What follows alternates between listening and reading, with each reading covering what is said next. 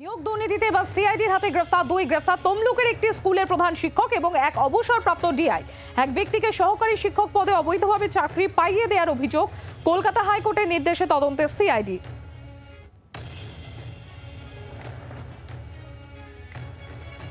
নিয়োগ দুর্নীতিতে বা সিআইডির হাতে গ্রেফতার তমলুকের একটি স্কুলের প্রধান শিক্ষক এবং এক অবসরপ্রাপ্ত ডিআই। এক ব্যক্তিকে সহকারী শিক্ষক পদে অবৈধভাবে চাকরি পাইয়ে দেওয়ার অভিযোগ। কলকাতা হাইকোর্টের নির্দেশে তদন্তে সিআইডি। এটা সর্বৈব মিথ্যা।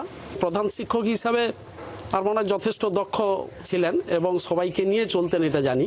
ইতিপূর্বে পরিচালন কমিটিতেও তৃণমূল এখানে ছিল না। ওনার ভিতরে যদি কোনো দুর্নীতি থেকে থাকে সেটা আমাদের অজ্ঞাত। তৃণমূল, কংগ্রেস বা তাদের কেউ হেডমাস্টারমশাইয়ের সঙ্গে কোনো রকম তত ভালোভাবে ওতপ্রোতভাবে যুক্ত নয়। উনি ওনার মতোই চালাতেন।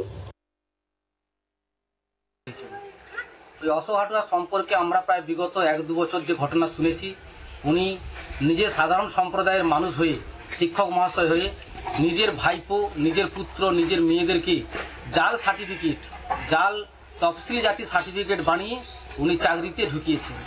পরবর্তীকালে যখন তদন্ত হয়, তিনি তদন্তেতে ধরা পড়েন। সেই সূত্রে ধরে তাকে ডিআই থেকে চিঠি করা হয়। তিনি কোনো কর্ণপাত না করার জন্য তাকে কেস কাচারি করে হাইকোর্টে তিনি যান। হাইকোর্টে দীর্ঘদিন ধরে ওয়ারেন্ট থাকা সত্ত্বেও তিনি জামিন পায়নি। গতকাল সিআইডি ওনাকে রাত্রিবেলা গ্রেপ্তার করেছেন। আমরা চাই এই শিক্ষক মহাশয় অর্থাৎ অশোক হাটুয়ার জন্য দৃষ্টান্তমূলক শাস্তি হয়। বাংলার আওয়াজ, বাঙালির আবেগ, জি 24 ঘন্টা।